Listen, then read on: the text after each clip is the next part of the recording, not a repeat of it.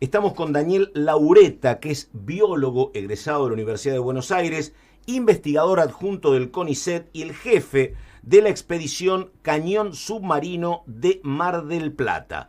Daniel, muchas gracias, bienvenido, ¿cómo te va? Hola, ¿cómo están? Muchísimas gracias por la invitación. Bueno, primero, pequeña ficha técnica, Daniel. Edad, se lo ve, menos de 40. 44, gracias por... ¿Viste? Ahí estamos. Por los años menos. Ahí estamos, bueno. Y decime una cosa, biólogo, qué sé yo, no es una carrera tan rara, pero tampoco es decir, en medicina, derecho, contador. ¿Algún antecedente? ¿Por qué dijiste biólogo? No, la familia no. ¿Andabas bien en el secundario? Sí, me gustaba la ciencia, me gustaba... Ahora diría que lo que me gustaba era la diversidad, me gustaban los bichos. Mi papá es odontólogo. Ah, mirá vos. Así que bueno, había hecho una carrera también egresado de la UBA. Así que algo de contacto en la familia teníamos con la universidad. Y nada, me gustaba la ciencia. Y me gustaba la diversidad. Vos sabés que hoy leía una nota a un flaco que yo lo sigo mucho en las redes, que es sociólogo, ¿no? Y entonces el abuelo era un inmigrante que era de clase media acomodada, bien, y no terminaba de entender la carrera de sociólogo del nieto y le decía, mirá, yo entiendo para qué trabaja un contador, para qué trabaja un médico, dice, hasta un psicólogo, pero sociólogo, decía, bueno, ¿y qué imaginario había laboral, la docencia en la biología? ¿Cuál era cuando, digo, empezaste y bueno... Punto de arranque. Es la inconsciencia de la adolescencia. Claro. Además la carrera fue larguísima, porque entre el CBC y la carrera fueron como 7 años. Hoy en día, si yo me propongo algo a 7 años, es complicado. Claro. Pero es en esa edad que es el momento justo, ¿no? Cuando uno tiene 18, 19 sí, años, claro. Es el momento de encarar esas carreras largas y complejas. Era muy demandante. Claro. Pero muy gratificante y es lo que a mí me gustaba. Y viste, ¿no te pareció una carrera en un momento? Viste, hay gente que se enamora más cuando conoce las materias y hay gente que se desenamora. Vos no, te fue para... No, a mí me encantaba claro, todo. Pero claro. La física, la matemática, la química, todo me gustaba. Me hice introducción a la geología y me di cuenta que a mí lo que me gustaba era la diversidad de cosas, de los animales porque es lo que tenía a mano, pero tranquilamente podría haber estudiado geología Claro. y dedicarme a la mineralogía, me hubiera encantado igualmente. Estamos hablando con Daniel Laureta, 48 años, biólogo, investigador adjunto del CONICET y jefe de la expedición Cañón Submarino de Mar del Plata. Vos sabés que alguna vez me tocó a mí ir a la Antártida y me tocó llevar yo no, íbamos en un avión Hércules y transportábamos a investigadores científicos, pero era un mundo que quedaba ahí, ¿no? Que me parece que vos has hecho otras pruebas y también quedaron en el mundo de la ciencia. Esto, ¿qué pasó para que trascendiera esto? ¿Se buscó? ¿Fue casualidad? Laureta, a ver. Me preguntan todo el tiempo eso y siempre respondo lo mismo. La verdad que ni idea. Porque... Yo creía que hacía una pregunta original, mirá. pero dale. Pero nosotros dale. nos preguntamos lo Claro. mismo. ¿Qué fue lo que cambió? Porque, para poner en contexto, esto que hicimos con el barco, o sea, la transmisión no la hicimos nosotros. Claro. El barco hace la transmisión claro. y eso lo hace de manera estándar todo el tiempo. Hace más de 10 años que están trabajando. Este barco tiene unos años, es un barco más nuevo, pero el sistema es más o menos el mismo. Y históricamente el récord que tenían de visualizaciones en vivo eran 800 personas. Nosotros cuando hicimos la presentación dijimos... ¿En otros países en dónde? Sí, en otros países, por todos lados del mundo han estado. Claro. Nos dijimos, bueno, vamos a batir el récord. Porque, ¿Cuántas? ¿800 visualizaciones? Sí, eso era un poco más, eso era el récord que Claro. ellos tenían. Como me gustan los números redondos, dije, bueno, nuestro objetivo era llegar a 1000. Mirá vos. Y ese hubiera sido el éxito nuestro. El máximo número de personas que estuvimos conectadas al mismo tiempo fue más de 92.000. Claro. La cantidad de... Los videos quedan todos en YouTube. La cantidad de visualizaciones promedio que tienen los videos de las expediciones anteriores, 4.000 visualizaciones. Los nuestros, 500.000. Y el acumulado de las visualizaciones de los videos nuestros son más de 17 millones de visualizaciones. Qué bárbaro. Y creo que me decían, estos datos me los pasa un poco la gente del Schmidt Ocean Institute, y creo que más del 70% de las personas, o sea, de las conexiones, eran desde Argentina. O sea que claramente... ¿70%? Sí, o sea, mayormente fue interés local. O sea, claramente hubo un interés de la gente por lo que se estaba viendo. Ahora, ¿por qué la gente se enganchó? Y la verdad que no sé. Daniel, yo pude ver que los primeros videos, las primeras transmisiones, ustedes solamente transmitían el fondo del mar y no había mayor diálogo, pero al transcurrir el tiempo, los científicos empezaban como a responder las preguntas del chat. ¿Qué pasó? ¿Se empezaron a animar? ¿Les exigieron que hicieran eso? Exigir no nos exigían nada. Ok. Nosotros tenemos la sala donde nosotros no operábamos el ROV, nosotros le dábamos indicaciones a los operadores del ROV. Ujú. Y en una sala, más o menos el ambiente como esto, tenemos un montón de pantallas, estamos mirando eso, le indicábamos a los operadores qué es lo que tenían que ir haciendo, a dónde recolectar, para dónde ir, qué filmar. Y después teníamos 3 o 4 personas más en la sala, tomando anotaciones, haciendo anotaciones en un sistema particular. Y si uno como que va entrando en confianza de a poco, Claro. porque así como se filma todo lo que ve el ROV, se filma y se transmite por Perdóname, YouTube. ¿qué es el ROV? El ROV, perdón, es un vehículo, son las siglas en inglés para vehículo operado remotamente. El robotito, le podemos decir, que se llama sí. Subastian en particular. Entonces, todo lo que se escucha también en la habitación tiene unos micrófonos Ujú. y todos los micrófonos están abiertos, porque la idea es escuchar un poco qué es lo que están haciendo los científicos, cómo toman decisiones y demás. Y perdóname, la cámara que está filmando, ¿a qué profundidad estaba? Y eso está enganchado al robot y el robot puede bajar hasta 4.500 metros. 4.500 Nosotros metros. bajamos hasta 3.900, más o menos fue el máximo, pero puede ir un poco más todavía. Claro. Y ese me parece que es el enorme cambio, ¿no? Porque antes de este robotito, ¿qué se conocía de profundidad? ¿Lo que profundidad un submarino? ¿Qué profundidad había? Y no sé qué era lo más profundo que había. Acá habían unas filmaciones a 1.500 metros en Patagonia, cuando... 1.500 bueno, metros, mucho. Sí, en zona cuando... Antes que se extendiera el límite por copla. O sea, fuera de la zona económica exclusiva, una región límite que ahora está dentro de la zona económica exclusiva, si no entiendo mal. Pero los trabajos previos que tenemos para la zona del cañón, por ejemplo, que habíamos hecho hace más de 10 años, eran con red y con rastra. O sea, filmación es la primera vez que tenemos acceso a estas cámaras, a este aparato, y más a esa profundidad hasta donde tengo entendido yo no había llegado nadie. Y decime, ¿hubo algún descubrimiento para vos que dijeras, che, esto es otra cosa, yo esto no lo pensaba? Digo, alguna cuestión desde lo científico que dijeras, no, esto la verdad pude comprobar que es así y no como yo imaginaba, o no hay ese nivel de, no sé si la palabra es descubrimiento. Mira, desde el punto de vista científico, la expedición fue un éxito. Así que todo lo que queríamos hacer se pudo cumplir.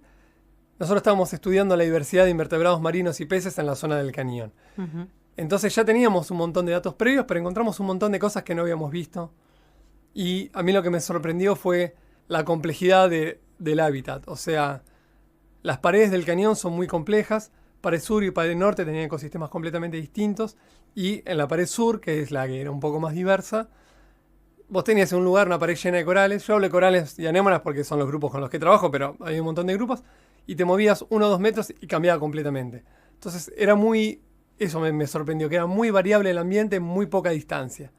¿Y por qué se elige este lugar en el vastísimo océano Atlántico? Vos decís, voy acá, meto el robotito, en este cañón. ¿Por algo o, Sí, o es azar? No. para ser eficientes.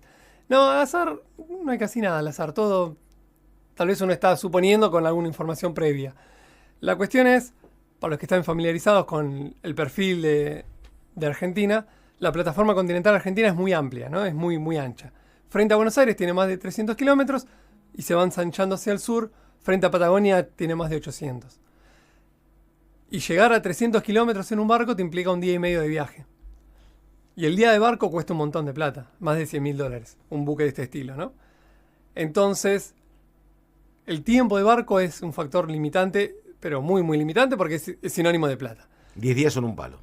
Sí, nosotros estimamos que la campaña claro. nuestra, si no se paga nada, el barco no está en alquiler, pero si uno quisiera alquilar un barco de esas características por 20 días, estamos hablando entre 2 y 2,5 millones de dólares. Entonces cada día cuenta, cada hora cuenta. Entonces, nosotros lo que queríamos era buscar un lugar lo más cercano a la costa, sí, pero que sea profundo y que sea altamente diverso. Y en ese sentido se sabe que los cañones submarinos, a nivel mundial, son zonas de alta biodiversidad. Por esta cuestión de que si vos tenés un fondo plano, bueno, tenés más o menos el mismo ambiente por todos lados. Cuando vos tenés un cañón, ahí empezás a tener una complejidad vertical y tridimensional mucho mayor. Entonces, la primera campaña se hizo en el Cañón Submarino Mar del Plata. Ahí fueron Pablo Penchazade y Mariano Martínez los que eligieron ese lugar para ir a trabajar. Y a partir de ahí quedamos enganchados con eso. Y cuando surgió ahora la oportunidad de volver, o sea, de volver a usar el barco, nosotros teníamos varias opciones. Volver al Cañón Mar del Plata y bajar con cámaras y ver cómo estaba organizada esa diversidad, o ir a un cañón nuevo. Y decidimos quedarnos en el cañón porque teníamos un montón de información y, bueno, entonces con eso tuvimos más chances, creo yo, para obtener el tiempo de barco. Daniel Laureta, 44 años. Daniel, una pregunta. Me han contado, porque la verdad que no me he metido en el fondo del mar a investigar, que el pez grande se come al chico, ¿no? Digo, debe ser así, me parece, ¿no? El tiburón come y algunos se come al tiburón, pero digo, los tuyos, los corales, esos, ¿qué son? ¿Cómo se comen a los más chicos? ¿Cómo sobreviven esos corales los animales que estudias vos? ¿También comiéndose a los más chicos o no? Sí, muchos de estos organismos son filtradores, o sea, están... Filtradores. Sí, están quietos y se alimentan de pequeñas partículas orgánicas que llegan probablemente a la superficie y de otras cosas que están por ahí dando vuelta. Algunas especies, pueden ser anémonas, por ejemplo, pueden ser predadoras y comer pequeños crustáceos, tal vez algún pececito. O sea, las anémonas son más voraces, los corales en general son filtradores porque son muy chiquititos. Entonces hay un montón de pequeñas partículas en suspensión y eso es lo que se alimenta. Y digo, por lo que yo veía, no soy un experto ni mucho menos, pero hay una profunda preocupación racional, me parece, por lo que pasa con los mares contaminados por el plástico, por el petróleo. Ahora, por lo que uno veía abajo, claro, 4.000 metros abajo, parecía que todo estaba bastante tranquilito, ¿no? Que no se percibía ni tanto plástico ni tanto petróleo, ¿o no? Mirá, nuestra sensación también fue que era una zona bastante prístina. La cuestión, o sea, que está... Sí, prístina. Que está limpia. Que está, sin impacto humano, casi. Al menos de manera macroscópica. Si bien encontramos algunas bolsas, algo de basura, fueron solamente algunos eventos, no fueron muchos, fueron medios aislados.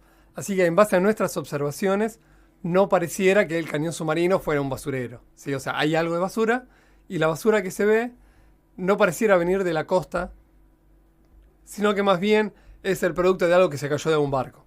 Había una bota, por ejemplo. Bueno, la bota no llegó de Mar del Plata. Claro. Realmente en un buque a alguien se le cayó una bota, o se cayó alguien al mar, se sacó las botas y cayó ahí. Y es raro, pero es raro que baje 4.000 metros, ¿no? No tanto. No, porque lo que hay en superficie, si tiene flotabilidad negativa, va a terminar en el fondo. Claro. Hay que ver esa bota, por el tema de las corrientes, dónde cayó y cómo es que terminó ahí, ¿no? Porque no es una caída tan vertical.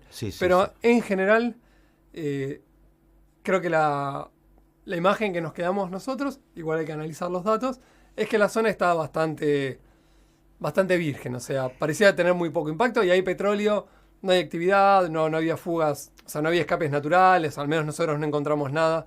Con lo cual se veía bastante bien todo. A ver, y para explicarle a un chico, ¿no? O a nosotros también, porque acá soy igual que un chico. Digo, uno tiene, por ejemplo, un médico que está un científico, toda su vida la dedica a encontrar alguna vacuna contra el cáncer. En algún momento apareció la vacuna contra la poliomielitis, ¿no? Ese es el trabajo de un científico, vos decís. Digo, el trabajo de un biólogo investigando lo de ustedes, ¿apunta a qué? ¿A describirnos, a contarnos más cosas? ¿Son como el Perito Moreno de hace un siglo que nos cuentan cómo está la biodiversidad marina? ¿Cuál es el trabajo específico? La mayor parte de la gente que estamos en la campaña somos taxónomos, o sea, nos dedicamos a describir especies. Entonces, en un sentido amplio, estudiamos la diversidad de distintos grupos que... Falta mucho trabajo para hacer, especialmente taxónomos. Sí, eso y sería... Claro, porque creo que descubrieron animales nuevos, ¿no? Potencialmente tenemos unas 50 especies nuevas entre todos los grupos. No son más porque ya habíamos estado trabajando, entonces muchas especies ya habíamos estado describiendo, ¿no? Y esto, perdóname, ¿es nuevo? ¿Son especies que han surgido hace poco o los Laureta anteriores no lo encontraron? Es que no hubo otra gente trabajando en esa zona profunda, entonces... Si bien, bueno, habría que ver un poco cómo es el tema de la distribución de la fauna de aguas profundas, en general cuando vas a un lugar profundo que no fue visitado antes, las chances de encontrar especies nuevas para la ciencia es muy alta, porque a veces la fauna tiene una distribución muy acotada. Entonces, era de esperar que cuando vos vas a un lugar profundo, encuentres cosas nuevas. Y si volvemos a ir, vamos a seguir encontrando especies nuevas. Probablemente lo más probable es que encuentre lo más grande y lo más abundante, pero nada, voy a la costa de Mar del Plata y es probable que sigamos encontrando especies nuevas. Y otra cosa, digo, me parece que, me imagino, ¿no? Que estos videos de todo lo que hicieron está filmado y grabado. Digo, es un gran material para que ustedes sigan investigando y mirando eso, me parece, ¿no? Sí, hay una buena parte del trabajo Claro. ahora que es análisis de imágenes. Porque hay un Claro. montón de información que está ahí que nosotros tenemos que seguir analizando y procesando. Claro. Bueno, y te pregunto, ¿cuántos eran en el grupo? En el barco éramos 25 personas, pero el grupo que se llama GEMPA, es el Grupo de Estudio del Mar Profundo de Argentina, hay más de 30 personas involucradas entre investigadores, investigadoras, Y del becarios, barco becarias. no se bajaban, del barco estuvieron ahí metidos No, estamos 300 kilómetros mar adentro, así que todos encerrados 20 días. a 20 días.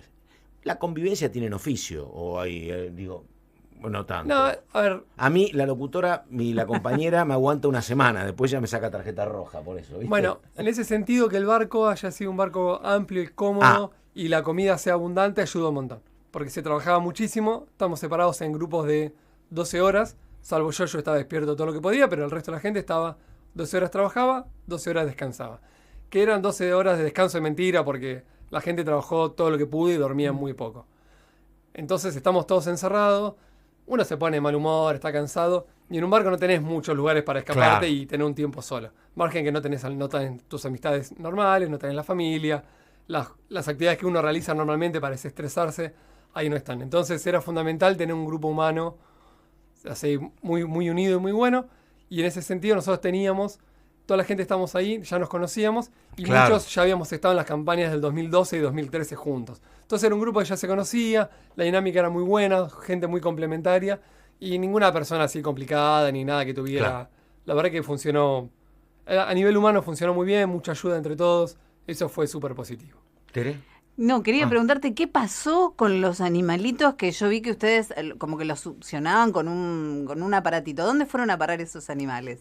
Todo lo que se recolectó, Ah, eso se guarda en el ROV, llegó a superficie y nosotros ahí esa parte no se ve, todo el material lo recolectamos y lo preservamos de diferentes maneras para los estudios científicos para los cuales fueron recolectados. Una cosa importante, antes nosotros habíamos trabajado con red y con rastras, de ahí no podés elegir, la red pasa y agarra todo lo que agarra. Claro. Acá podíamos elegir exactamente los ejemplares que necesitábamos y en ese sentido el impacto es ínfimo, ¿no? Porque Claro. vos elegís solamente lo que necesitas con un objetivo particular. Entonces, Sí. estando ahí, nada, uno elige, y todo ese material termina en el Museo Argentino de Ciencias Naturales, Ajá. que es el depósito final de las muestras, que es el lugar donde trabajo yo, y tiene las colecciones nacionales de referencia para muchos de los grupos.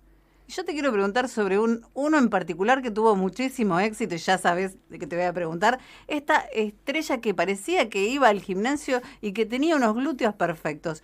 ¿Son así o pasaba algo en particular con esta estrella de mar? Sí y no a ambas cuestiones. Es una estrella conocida, del género Hipasteria, si no recuerdo mal.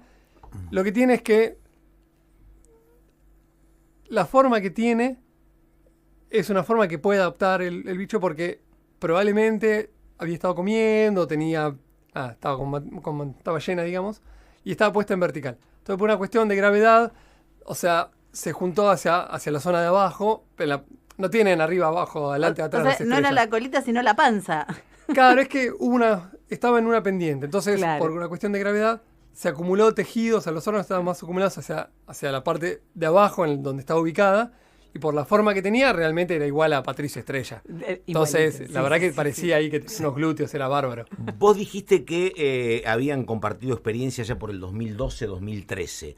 Digo, estamos en el 2025. Esto es que no se hizo por 12 años por alguna cuestión. ¿Se hace en el 2037? ¿Se puede hacer antes? Es muy difícil obtener tiempo de barco y es el gran limitante para poder trabajar. Hay muy pocos buques que tienen la capacidad de poder trabajar en aguas profundas. En el 2012 y 2013 lo hicimos con los buques del CONICET, con el Puerto Deseado. En ese momento el CONICET financió, o sea, el barco, el tiempo de barco, y también a través de proyectos, el CONICET y la agencia habían financiado las líneas de investigación. Además de, obviamente, algunos fondos internacionales que teníamos. Y después, no somos los únicos que quieren usar los buques. Claro. Entonces hay una comunidad de ciencias del mar muy grande en Argentina, por suerte, y los buques son caros y pocos. Entonces, bueno, de a poco, o sea, nosotros tenemos una propuesta para seguir trabajando en el sistema de cañones de toda Argentina, pero bueno, nuestra propuesta no pudimos conseguir tiempo hasta ahora, y la próxima vez, no sé, si me dicen en 6 meses volver a salir, estamos todos listos, pero bueno, probablemente no, espero que no vuelvan a pasar 10 años, pero probablemente un par de años tengamos que volver a Daniel, esperar. una pregunta más allá de lo que tiene que ver con el trabajo específico de biólogo y del CONICET. Yo no, si no me equivoco, el Océano Atlántico tenemos miles de kilómetros desde acá hasta Tierra del Fuego, la superficie continental, los metros de profundidad para abajo. Si no me equivoco, he leído por ahí que es un elemento con hay enorme desconocimiento sobre el mar y la riqueza eventualmente, ¿no? ¿O no? El mar profundo, Sí. profundo me refiero a 200 metros hacia Claro. profundidad, pero uno podría decir de 50 metros para abajo. Es prácticamente desconocido, porque lo que tenemos son datos puntuales. Ahora tenemos un montón de información en la zona del Cañón Submarino Mar del Plata, pero si vos te fijás en el mapa para lo que es la Es plataforma nada, continental claro. argentina, es un puntito. Puntito. Y tenemos ahí, hicimos creo que son 13, 15 estaciones, no recuerdo el número exactamente ahora. Entonces, la información que tenemos es un montón, pero en proporción a todo lo que tenemos es muy poco. Y lo que hay que recordar es que al menos la mitad del territorio nacional está agua. sumergido bajo Claro. el Atlántico. Claro. ¿Sí? Entonces, y es muy difícil de estudiar, pues si yo te pregunto dónde están las selvas, bueno, podemos agarrar imágenes Totalmente. satelitales, pasás con un avión, vas con una camioneta, llegás. No es tan simple, ¿no? Porque la gente trabaja en selva o en bosque, después se va a enojar conmigo. No, pero la tenés identificada, Sí, sabés, pero- sabés dónde está la yunga, efectivamente. Claro, podemos agarrar imágenes satelitales y ver glaciares, dónde está la estepa, o sea, hay un montón de cosas. En el mar profundo, no, los satélites no, No, llegan. y Sí hay o sí otra- tenemos que ir con métodos indirectos. Pero y hay otra cosa que yo hablo mucho con gente que pertenece al gobierno, son diputados, senadores de Santa Cruz, y te cuentan la enorme impotencia histórica de hace 40 o 50 años por el robo permanente de la pesca, por ejemplo. Y me dice, Sí. ni siquiera tenemos políticas preventivas porque sería como muy costoso. Y todos los días, de todos los años te roban, te pescan y nada, ¿no? Es una cuestión donde la verdad no hay política ni siquiera preventiva, me parece, ¿no? Tenemos un territorio enorme, Claro. lo cual es bueno, pero también Claro. es dificultoso Totalmente. para cuidar. Y de nuevo, Sí. las fronteras ya de por sí son complicadas. Totalmente. En el mar estás lejísimo la milla, la Es- famosa milla Yo 201. pregunté ingenuamente, le digo, che, un par de patrulleros, un par de patrulleros marítimos, necesitas un par cada 500 metros, me dice. Y eso, claro. Claro. Sí, o sea, es muy complicado. O sea, yo no estoy metido en la cuestión de gestión y pesca, pero imagino que Sí. intentar controlar de manera efectiva eso requiere una enormidad de buques dando vueltas por ahí. Entonces, nada, debe ser bastante complejo. Y más que los peces van de un lado para el otro, se mueven, entonces Claro. vos podés asegurarte que no pesquen de tu lado, Claro. pero los cardúmenes cruzan del otro lado, entonces los barcos están en la famosa milla 201, Claro. te los pescan del otro lado. Sí, entonces totalmente, sí, sí, es, sí. es bastante complejo eso. Sí, sí. Estamos hablando con Daniel Laureta, biólogo, investigador adjunto del CONICET, jefe de la expedición Cañón Submarino de Mar del Plata. Daniel, te pregunto, esto te digo, en un año de mucha, por decirlo de manera elegante, astringencia económica, digo, donde hay reclamos salariales de la UBA, reclamos salariales de los docentes, de los no docentes, donde hay cuestionamientos al CONICET, fue casi como, no sé si milagroso, pero fue raro, ¿no? Poder cerrar esto en este año, ¿no? ¿O no? Y ¿O venía de antes? A ver, Te escuchamos. todo esto arrancó hacia fines del 2023. Fines o sea, del 23. El Claro. proceso es bastante largo. Creo que fue para octubre del 23, septiembre del 23. Nosotros ya estamos empezando a trabajar en la propuesta, que la presenté, justo el otro día estaba revisando los mails, el 31 de diciembre a las 9 de la noche. O sea, el último día que se podía antes de comer ahí con la familia. Entonces ahí presentamos la primera parte de la propuesta, en un par de meses nos aceptaron esa, tuvimos que presentar la versión final y creo que fue para más o menos octubre del 2024 que nos Un confirmaron. año después, claro. Sí, que nos confirmaron que nuestra propuesta había sido aceptada y después la campaña ocurre en julio del 2025. O sea, los tiempos son bastante largos. Entonces la planificación Claro, fue pero bastante era previa. larga. Y te pregunto, uno lo que conocía como mínimo acercamiento a este mundo eran las aventuras de Jacques Cousteau, ¿no? Pero digo, ¿cuándo tecnológicamente aparecen estos robotitos y estas imágenes que permiten todo esto? ¿En tiempos históricos qué tienen? ¿10 años, 20 No, años? mucho más, ¿Ah, sí? pero creo que de los de 70 al menos Ah, ¿sí? ya tenemos filmaciones y no sé si no antes incluso. La parte histórica no la manejo, pero hace No, rato. está bien. Para nosotros es una gran novedad. Y ojo que a nivel mundial tampoco hay tantos equipos que puedan Claro. llegar tan profundo. Ten en cuenta que un equipo como el Sebastian, que era el rob que tenía el barco, de costar a un lugar entre 5 y 10 millones de dólares. O sea, es un equipo muy caro. Y a nivel geográfico, digo, estoy imaginando, uno, por ejemplo, se imagina, sí, hay otros litorales marítimos, Brasil tiene uno muy importante, Estados Unidos, pero tampoco hay tantos países con este escenario que tenemos nosotros, ¿no? Depende, o sea, hay sí, países, sí, claro, hay Australia, países que tienen, Nueva Zelanda. sí, hay un montón de países que tienen sí. un territorio sumergido muy grande. De hecho, si no recuerdo mal, Costa Rica, hablando con un investigador, no me acuerdo si no algo así como que la mayor parte del territorio está bajo agua. Costa Rica tiene Pacífico y Atlántico, tiene Costa Rica. Pero, o sea, claro. El territorio emergido era realmente chico en comparación con todo lo que tienen sumergido. Entonces, pero también es un desafío para ellos y para todos estudiar. Ahora el barco está trabajando en Uruguay, que también van a hacer unas campañas, y el año que viene va a estar trabajando en Brasil, que también Brasil tiene una extensión enorme de territorio, encima cruza zonas más tropicales, o sea. O sea que el barco va tomando como distintos equipos de distintos países, de científicos. Sí, el barco define áreas geográficas donde va a estar trabajando y acepta propuestas de todo el mundo para trabajar en esa zona. Suele dar prioridad a las propuestas presentadas por investigadores locales. Entonces, para el 2025, el año pasado estuvo trabajando en Chile. Este año está trabajando en Argentina, Uruguay y sur de Brasil. El año que viene, el resto de Brasil. Y 2020, ¿qué es eso? 26, 27, creo que está en las costas de África. O sea, ahí tiene un plan de trabajo. Sí, claro. Y entonces por eso la vuelta. Sí, si mantuviera este ciclo y lo volviera a repetir, recién para 2035 podríamos volver acá a Argentina. Esperemos que podamos hacer algo antes. Está. Ojalá. Bueno, y lo otro tiene que ver, decime, esto de seguir con el trabajo de investigación, ¿es un tema costoso o no es un tema costoso? Digo, es un tema de prioridad. Estoy imaginando el tema de lo que es el CONICET, que a veces el CONICET plantea así: destinemos fondos a investigaciones más precisas, menos a las ciencias sociales. Es un tema, claro, me vas a preguntar qué es costoso, ¿no? Depende o no. Sí, y también, si te referís a lo que tenemos que continuar haciendo en el laboratorio, eso, de nuevo, uno puede... Está la situación ideal y después se hace lo que se puede. Claro. Entonces, por ejemplo, los estudios moleculares son muy costosos. Muy costoso puede ser que me puede costar más de $100 analizar una muestra o me puede costar $5. Entonces, en función de... Nosotros nos acomodamos a los presupuestos que tenemos y a los fondos que podemos conseguir, que en estos momentos son muy escasos, está muy, muy complicado. Claro. Entonces, eso depende muchísimo. Te pregunto, Daniel, una cuestión, no sé cuánto está pasando en el tema de la biología, pero, y no pasa ahora, ha pasado decenas de veces, de gente que investiga en medicina o investiga en ingeniería y dice, che, me voy a vivir afuera porque la verdad los salarios son mejores. ¿En el micromundo de ustedes también hay carreras de investigaciones que se pagan mejor en biología o no tanto? Sí, si comparás a lo que hacemos nosotros acá, cargos equivalentes en otras partes del mundo, obviamente ganan mucho más. Otros países también son más costosos, pero igualmente el estándar de vida que tienen es mucho más elevado que el nuestro. Pero bueno, yo soy de acá y no me quiero ir, entonces es una apuesta, digamos, mientras que las condiciones mínimamente...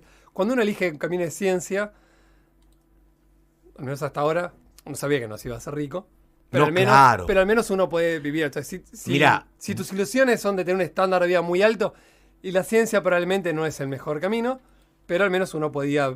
Mirá, vos no habías nacido, pero yo lo tengo muy en la cabeza, una foto de Leluar, cuando Leluar gana el premio Nobel, que creo que es premio Nobel de Química Leluar, me parece, ¿no? Sí. Bueno, y la foto es él investigando, creo que era el Instituto Campo Amor, en una silla de paja media desvencijada era, ¿no? Así que mirá, habrá sido años 60, flaco, así que sí, efectivamente. Estamos, sí. No es una novedad. La ciencia es muy gratificante en muchos aspectos, pero no es de las carreras que si uno puede conseguir un trabajo, porque tampoco es fácil. Los puestos de investigación, especialmente permanentes, son muy difíciles de conseguir en cualquier parte del mundo.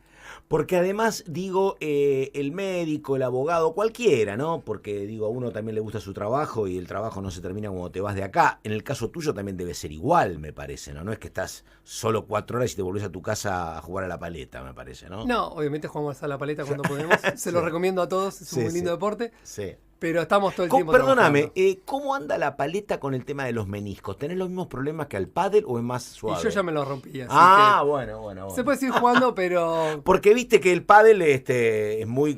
hay mucha prevención razonable para con el tema de las lesiones de rodilla. Pero ustedes sabían menos, por eso. Sí, pero es más o menos lo mismo. poco Piso menos, duro, pero claro. Y encima estamos todos más grandes, entonces Sí. las lesiones se acumulan. Sí, pero sí, igual sí. es un muy lindo reporte, se los Sí, recomiendo sí, a todos. sí. Más que tenemos los mejores jugadores del mundo jugando acá, así que... Sí, ¿no? ideal. Sí, había en provincia de Buenos Aires había grandes jugadores en su Sí, momento. ahora estábamos en los hermanos Andreas, en nosotros, Claro. bueno, hay un montón, no quiero... Voy a dejar un montón afuera, se me van a ofender. Pero sí, tenemos los mejores jugadores, el mejor torneo está acá. Ese es el lado B, ¿viste? De Laureta, ¿eh? Está más metido con la paleta que con el Sí. submarino. No, hay que balancear Sí, un poco la vida. claro. Pero no, nosotros trabajamos todo el tiempo. O sea, es este tipo de trabajos que, aun cuando no estás trabajando, seguís pensando en esto. Yo los fines de semana estoy respondiendo mail, estoy leyendo papers, estoy haciendo cosas. La planificación de la campaña fue un año muy intenso que, nada, no había horarios. ¿Sí? Entonces, uno está trabajando y haciendo cosas todo el tiempo. Claro. Y en el barco se vio perfecto esto, que estamos a las 24 Sí, horas. Y sí. si me vieron, yo había entrevistas en horario razonable, en mediodía, 3, 4 de la tarde, pero a veces me decían, no, ¿podrás salir a las 4 de la mañana? Sí, perfecto, porque yo estaba toda la noche despierto. Entonces Claro. tal vez 4 o Claro. 6 de la mañana me caí incluso mejor que si me decían 11 de la mañana. Daniel, un tema, no sé si tendrás respuesta, algo dijiste al comienzo vos, que te habían dicho que en las experiencias anteriores el robotito y el barco había tenido 800 visualizaciones y que vos un poco competitivo dijiste, vamos a llegar a 1000 o 2000, dijiste, ¿no? 1000. Y Mi objetivo era 1000. y hubo millones de visualizaciones. ¿Hablaste con alguien de por qué se puede haber dado este fenómeno? ¿Porque la uleta era lindo? ¿Porque el barco les gustaba? ¿Por qué puede pasar esto? Dijiste que además el 70% de los que visualizaban eran argentinos. La otra vez escuchaba a la gente, a los hermanos de Oasis, diciendo, ¿qué querés que te diga? Dice, vos vas a la Argentina, tenés una energía en el espectáculo, no son los únicos, ¿no? ¿Habrá algo de eso? ¿Te dieron alguna respuesta? Y estamos esperando ahí que aparezcan los papers de la gente de Ah. sociología. Claro, ¿viste? Que analicen un poco el fenómeno. Nosotros creemos que se dio una buena combinación en que las imágenes sean excelentes. Hay una curiosidad natural en la gente, en las cosas que no se conocen. Estaba esta cuestión del descubrimiento compartido, porque veíamos todos al mismo tiempo lo que ustedes veían, y lo mismo que nosotros estamos viendo al mismo momento. También muchos de la gente que estaba en el barco son docentes universitarios. Entonces están acostumbrados a hablar y un poco lo que decías vos. Eso era un gran hándicap. El que tocaba o la que tocaba eran siempre muy didácticos explicando. La verdad que era un gusto. Sí, Era un poco sí. lo que comentabas al principio, que empezamos medios tímidos, de a poco, y vimos que la gente se enganchaba, entonces se fueron soltando todos un poco más, Sí, sí. y cada vez hablamos más, interactuábamos con la gente, respondíamos preguntas. Entonces hubo una cuestión ahí también de la interacción con la gente. Me parece que esta cuestión de la gente acostumbrada a hablar y a explicar, eso se dio naturalmente porque no estaba planificado. Ujú. Y obviamente parece que, supongo que toda la gente en todos los países dice lo mismo, ¿no? Pero Argentina es un país especial.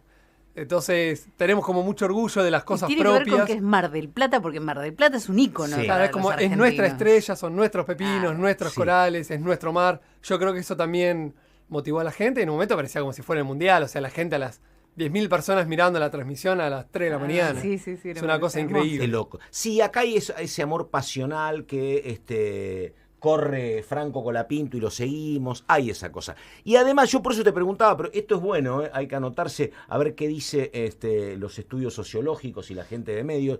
Yo creo que también puede haber habido algo, que es que siempre hay una saturación donde hay la gente, pero convencido, que te dice basta de fentanilo, basta de españolo, y la gente busca otra cosa. Y creo que a veces, era la alternativa, vos buscás otra cosa y te pones a ver Lamb o una película de humor, ¿no? Pero acá tenías a los pececitos, me parece que también era una opción, me parece. Podría Pero haber no tengo funcionado. no tengo ni ninguna prueba que lo confirme, pero puede ser. De nuevo, estamos esperando a los sociólogos a ver que si ellos explican algo. Depende a quién le preguntás, también tienen distintas respuestas. Parece que esta cuestión de tener... Era como una película de suspenso, pero muy lenta. Entonces Claro. estaba ahí, gente hablando más o menos suave, tranquilo. O sea, vos podías tener una conversación, estar comiendo y tener eso de fondo. Y cada tanto mirás, apareció algo medio interesante. Gente que se la creyó, que se le subió la fama a la cabeza, no. No, eso es toda Ah, gente. no. Todos seguimos trabajando de lo No. mismo. Pero Yo creo que tal vez hubo algo también ahí, ¿no? A ver. O sea, que naturalmente, yo cuando era chico veíamos el Discovery Channel, Claro. Animal Planet, que eran documentales. Ahora ya no pasan reality show y esas cosas. Pero en un momento eran canales que pasaban documentales. Te digo, no y hay sé. interés en eso, me parece, por la gente. Te digo, no sé si quién lo puede manejar. Los derechos son de los propietarios del barco, ¿no? Sí, todos los derechos de las imágenes son de Schmidt Ocean Porque Institute. digo la verdad, a nivel de streaming, a nivel de propuesta, y más como dijiste vos a la noche, yo creo que si vos haces un recorte de 40 minutos todos los días de esto, tenés para llegar, no sé si el zorro, pero tenés para unos años mostrando caracolito, me parece, ¿eh? Sí. Y habría que ver. De nuevo, Claro. la gente se enganchó, le gustó estar ahí. Fue muy interesante ver que nos pasaban videos en un boliche. Estaba de fondo la Mirá vos, filmación, en estaciones de servicio, en los comercios, así como suelen tener el noticiero de fondo. Bueno, muchos lugares nos mostraron, tenían puesto la filmación del fondo del mar. Bueno, los memes que han salido de Excelentes. absolutamente todos los animalitos. Salió un álbum virtual también. Los chicos interesados en las escuelas preguntando qué era. La verdad es que hizo furor. ¿Vos creés que esto va a traer nuevos estudiantes biólogos? Es posible, pero creo que lo que sí logramos es despertar la curiosidad científica en muchos niños y niñas. Eso fue muy lindo. Nos llegaron un montón a través del Instagram del GEMPA o de gente que nos conocía, mensajes de videos, filmaciones, chicos y chicas en los colegios, en las casas dibujando invertebrados marinos. Qué O sea, una lindo. cosa increíble. Y hubo un par de cosas que fueron súper emocionantes para nosotros. Uno fue, creo que era un nene, estaba en una habitación oscura con una linterna, le habían pegado como si fueran animales en las paredes, Oh. iba jugando al Rob, entonces relataba, bueno, estamos acá con el Rob Sebastian Qué a loco. 3.000 metros de profundidad, y hay un erizo, lo vamos a recolectar, y con una palita juntaba. Mi amor. Eso era increíble, sí, la verdad que una ternura bárbara. Y después, gente preguntando qué había que estudiar para Claro. trabajar de esto que estamos haciendo nosotros. Claro. Entonces, independientemente de lo que Y vaya a hacer la perdóname, gente supongo después, que en la delegación no eran todos biólogos, habrá habido de todo, me parece. mayoritariamente biólogos, teníamos claro. una geóloga, Claro. y porque nos venía bien la complementariedad, Claro. pero como era una campaña mayormente biológica, éramos todos biólogos, salvo Graciela Bozano, ella es geóloga, investigadora en geología. Pero bueno, es esta cuestión de que la gente se despertó al menos la curiosidad. Entonces Sí, yo creo totalmente. que independientemente si después van a estudiar ciencia o no, pero esto de ser curiosos, preguntarse, para mí es una cosa súper importante para la vida cuando vamos creciendo. Y yo pensaba en un plus, ¿no? De esto de haber podido ver el mar, las profundidades, la vida, que a veces uno está en la playa, mira y es solamente Nada. un charco de agua, y a veces uno tira cosas sin tomar demasiada conciencia que ahí hay realmente vida. ¿Vos crees que esto puede haber ayudado a tomar conciencia a muchas personas y cuidar el tema de la suciedad en la playa? Y probablemente sí, cuando uno conoce las cosas, les tiene más cariño. Eso. Entonces es muy probable que, sabiendo que hay vida, y ahora cuando vayan a Mar del Plata, donde vayan a una roca, pueden ir y mirar, y seguramente van a encontrar un montón de fauna. Los intermareales rocosos que tenemos son súper bonitos, pero en fondo blando también hay fauna. O sea, es probable que el verano mucha gente cuando vaya ya mire la playa con otros ojos, y eso ya es un montón para Me nosotros. encanta. Ahí está, Daniel Laureta, biólogo, investigador adjunto del CONICET y jefe de la expedición Cañón Submarino de Mar del Plata. Daniel, algo que querías decir, no te preguntamos, todo tuyo, pero si no, muchísimas gracias. No, muchísimas gracias por la invitación. Un orgullo estar acá en la radio de la UBA, la universidad en la que yo estudié. No, solamente me gustaría terminar Dale. agradeciendo a la UBA, pero agradeciendo a todo el país, porque nos tocó a nosotros estar ahí en el barco, pero es una cuestión circunstancial en el sentido que si no hacíamos nosotros, podría haber hecho cualquier otra persona, porque somos el resultado de la historia del país y todo lo que se hizo. Yo pude estar acá y estuve en la campaña porque nací en una familia donde me pudieron alimentar. Cuando necesité un médico, hubo un médico. Fui Claro. a la primaria, fui a la secundaria, hubo una universidad gratuita en la que me pude recibir. También que no tener para la universidad no significa que es gratis, porque después hay que Por poder supuesto. comer, hay que poder vivir. O sea, tuve la suerte, que realmente eso es una suerte, haber nacido en una familia que me pudo apoyar durante el desarrollo de la carrera, que no es una carrera simple No. y que toma mucho tiempo. Entonces, nada, muy agradecido con el sistema que me permitió a mí y a mis compañeros, nada, poder desarrollarnos y entonces poder hacer esto. Es muy lindo poder retribuir y acercar esto. Con la filmación lo que pudimos hacer es acercar lo que hacemos en los laboratorios con la vida de la gente, que si no nos ve como cosas somos como bichos raros Y que claro. estamos ahí y la gente no entiende qué es lo que hace, qué es lo que hace el CONICET. Y nosotros tuvimos la suerte de poder mostrar, pero lo que hicimos ahí es lo que hace todo el CONICET, que es trabajar un montón. Pero tuvimos justo la suerte que esta parte del trabajo es divertida. Pues si me pones una cámara Claro. y estás 10 horas mirándome a mí en la lupa, Obviamente. y eso es medio un embole. Obviamente. Pero tuvimos la suerte de poder mostrar el fondo, que era excelente. Y nada, entonces estamos muy contentos porque pudimos llegar a eso por todo lo que hubo previo y todo el apoyo que hemos tenido todos. Entonces, y ahí una parte súper importante de la universidad, todos los docentes que hemos tenido, la calidad humana.